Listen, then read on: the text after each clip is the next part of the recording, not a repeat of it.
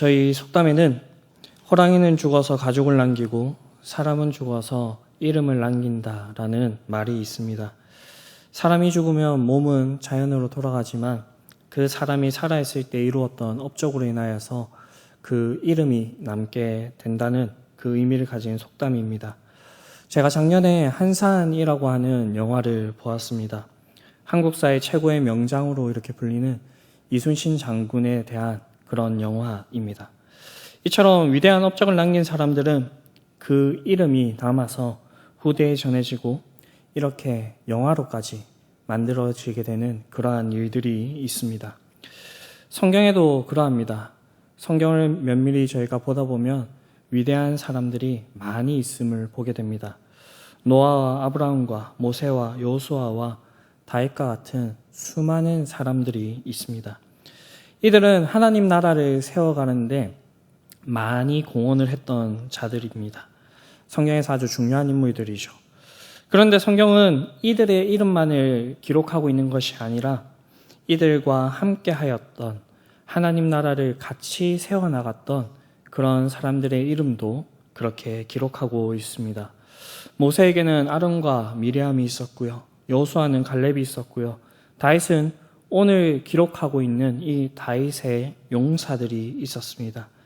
신약으로 넘어가면 예수님과 함께했던 12 제자들과 50여 명의 형제들, 그리고 바울이 교회에 편지하면서 안부를 묻고 있는 그런 수많은 사람들이 있다는 것을 우리는 성경을 통해서 알 수가 있습니다. 오늘도 하나님 나라가 이 땅 가운데 이루어지고 있습니다.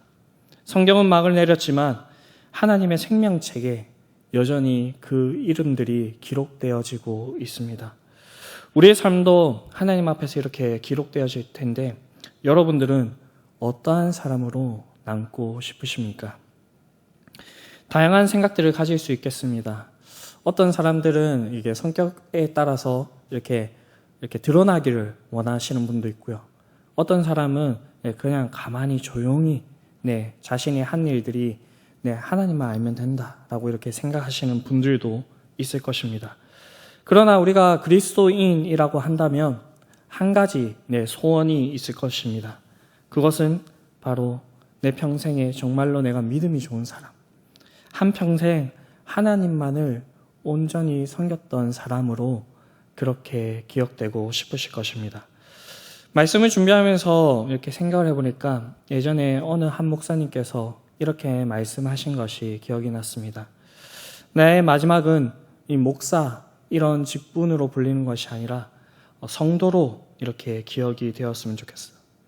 그래서 내 장례식에는 땡땡땡 목사가 아니라 땡땡땡 성도라고 하는 그 명패가 놓였으면 좋겠다라고 하신 그 말씀이 떠올랐습니다. 보통은 우리가 살아온 삶의 모습을 이 세상에서 평가받게 될 것입니다. 이런 평가가 대부분 우리가 이 세상에서 어떠한 일들을 행했는지, 그리고 우리가 정말로 하나님을 위해서 살았는지를 나타내게 될 것입니다.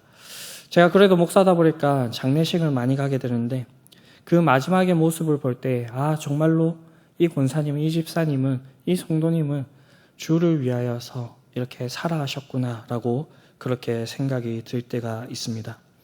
오늘 본문에 기록된 다윗과 함께했던 자들의 이름이 그렇지 않은가 그렇게 생각을 해봅니다. 그래서 오늘 본문을 통하여서 하나님께서 우리에게 무엇을 말씀하시고자 하는지 함께 나누어 보기를 원합니다. 먼저는 하나님께서는 자신의 백성을 기억하신다라는 겁니다. 자신의 일꾼을 기억하신다라는 겁니다. 하나님께서는 이 세상 가운데서 우리를 불러내시고요, 우리를 주님의 일꾼, 주님의 동력자로 삼아주십니다. 주님의 일꾼이 되는 것, 주님의 동력자가 되는 것은 정말로 영광스러운 일입니다. 왜냐하면 우리가 하는 이 일들을 통하여서 이 땅에 하나님 나라가 세워지고요, 하나님 나라가 확장되어져 나갈 것이기 때문입니다. 그런데 가만히 보면 이 성도들 중에서 가끔씩 보면 이 일을 하는데 이것을 자신의 일보다 더 가치 없게 여기거나 아니면 이 일을 소홀히 여기는 분들이 있습니다. 하나님께서 능력이 없으셔가지고요, 하나님께서 우리의 이 한 손이 이렇게 한 손이라도 더 이렇게 거두는 것이 필요하셔서 우리에게 이 일들을 시키는 것은 아닙니다. 예수님께서 말씀하신 것처럼 돌들로도 능히 아브라함의 자손이 되게 하실 수 있는 분이 하나님이십니다. 우리에게 여러 가지 이유들이 있을 수는 있겠습니다. 네, 세 가지 이유들을 좀 들어서 살펴볼 건데요. 먼저는 이 세상의 것들이 더 좋아 보이기 때문일 것입니다. 우리는 세상에 살아가다 보니 세상의 것들을 많이 접하게 됩니다. 자연스럽게 세상의 것들이 주는 그런 편리함과 유용함을 맛보게 됩니다. 그것에 점점 익숙해져 가다 보니까 이것들이 없이는 살아갈 수 없을 것 같은 그러한 생각을 가지게 되는 것입니다. 그러나 이러한 생각들은 진실이 아닙니다. 이 모든 것들은 헛된 것들입니다. 곰곰이 생각을 해보십시오. 여러분들이 누리고 있는 그것들로 인하여서 여러분들 마음속에 참된 만족이 있으셨습니까? 성경은 우리의 참된 만족은 하나님으로부터 나온다라고 그렇게 이야기를 하고 있습니다. 그리고 우리에게 가장 좋은 것은 하나님께 받는 것이 그것이 가장 좋은 것이라고 그렇게 이야기를 합니다. 하나님께서 주시는 것은 우리가 이 세상에서 누리고 있는 것과는 비교할 수 없을 만큼 정말로 좋은 것이고 우리가 상상조차도 하지 못하는 그러한 것입니다. 마치 이스라엘 백성들이 광야에 나아가서 만나를 처음 접하였을 때와 같은 그러한 충격의 것입니다. 그렇기 때문에 우리는 이 세상의 것들을 구하는 것이 아니라 하나님께서 우리에게 주시는 것들을 그렇게 구하면서 나아가야 됩니다. 물론 우리가 이 세상을 살아가다 보니까 이 세상의 것들이 전혀 필요 없다는 말은 아닙니다. 여기서 제가 말씀드리고 싶은 것은 이 순서가 중요하다라는 것입니다. 예수님께서는 먼저 그의 나라와 의를 구하라. 그래야 할 때 우리에게 이 필요한 것들을 모두 다 더해 주시겠다라고 그렇게 이야기를 하고 있습니다. 이 말씀을 가지시고 우리가 이 세상 살아가는 동안에 우리가 이 세상의 것들을 쫓아가서 살아가는 것이 아니라 하나님께서 우리에게 주실 것들을 바라보면서 나아갈 수 있는 저희들이 되었으면 좋겠습니다. 다음으로는 세상의 일들은 눈에 보이는 보상이 있는데 하나님의 일에는 내 것을 이렇게 놓고 내 것을 쓰지만 가끔은 그것조차도 별로 이렇게 성과가 없어 보이는 그러한 현상들 때문일 것입니다. 그러나 이것은 생각부터가 잘못된 것이죠. 우리에게 있는 그 모든 것이 어디에서부터 왔습니까? 우리는 모든 것을 잃었고 아무것도 얻을 것이 없는 그런 존재였는데 하나님의 은혜로 하나님께서 우리를 구원해 주셨고 우리가 이 세상에서도 이렇게 번듯하게 살아가게 하셨습니다. 그렇기 때문에 우리가 찬양으로 고백하는 것처럼 나의 나 된 것은 다 하나님의 은혜고 나의 삶을 되돌아보았을 때에 하나도 하나님의 손길이 안 미친 것이 없다는 것입니다. 우리의 생명도 우리의 물질도 모두가 하나님으로부터 왔다라는 것입니다. 그런데 우리가 이 세상을 살아가다 보니까 너무나도 이게 우리의 생각들이 무뎌져서 착각을 하면서 살아가는 것입니다. 내가 가지고 있는 것들이 내 것이라고, 내 것을 하나님께 드리는 것이라고. 우리의 것은 전부 하나님으로부터 온 것입니다. 그러나 하나님께서는 이것이 하나님의 것이지만 우리가 자발적으로 하나님께 이렇게 드리기를 원하시는 분이십니다. 어릴 때 자녀들에게 과자를 사주고 그 자녀가 먹고 있는 과자 옆에 가서 하나만 달라고 해보신 경험이 있으십니까? 그때 자녀들이 어떻게 반응을 하셨습니까? 아마도 이제 자신의 것을 나눠주는 친구도 있겠지만 보통은 그 과자를 뺏기지 않으려고 그렇게 하는 모습들을 보입니다. 하나님께서 우리에게 요구하시는 것이 마치 이렇지 않은가 그렇게 생각을 해봅니다. 우리의 것을 드리는 것 같이 보이지만 실상은 하나님께서 우리에게 주신 것이고 하나님께 우리의 것을 드린다고 할 때 하나님께서는 그 마음을 기쁘시게 여기시고 우리를 더욱더 풍성히 채워주실 것입니다. 마지막으로 하나님 나라를 너무 멀게 생각하기 때문입니다. 우리가 이론적으로는 너무나 잘 알고 있습니다. 우리가 종말론적인 삶을 살아야 된다는 것을, 또한 우리가 살아가는 이 삶의 현장에서 하나님 나라를 이렇게 체험하면서 살아가야 된다는 것을 우리는 너무나도 잘 알고 있습니다. 제가 전에 있었던 교회 담임 목사님께서 종종 이렇게 얘기하셨습니다. 베니 씨, 오늘 하루는 행복했나? 오늘 죽어도 여한이 없겠나? 이렇게 물어보실 때가 있었습니다. 종말론적인 삶을 살아야 된다는 것이죠. 언제 예수님께서 다시 재림하실지 우리는 아무도 모릅니다. 이것은 예수님께서도 아버지께 달려있는 그러한 것이라 라고 했습니다. 그러나 우리의 삶을 이렇게 되돌아볼 때 우리는 반드시 내일이 온다는 것을 생각하고 예수님 오실 날이 멀리 있는 것처럼 살아갑니다. 그리고 예수님께서 이 땅에 오셔야지만 우리가 하나님 나라에 들어간다라고 그렇게 생각을 합니다. 그러나 성경은 우리에게 분명히 얘기하고 있습니다.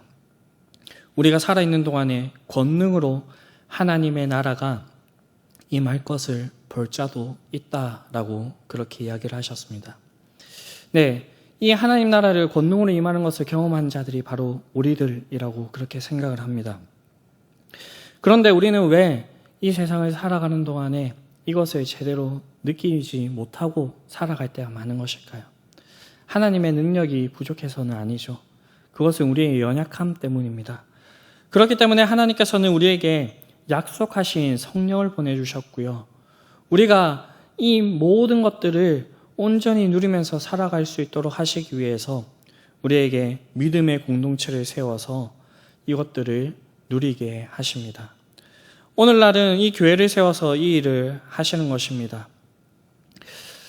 오늘 본문으로 돌아가 보면 다윗 시대에는 하나님께서 다윗을 왕으로 세우시고 주변에 이런 용사들을 붙이셔서 이러한 하나님 나라를 더욱더 확장해 나가는 그러한 일들을 하셨습니다.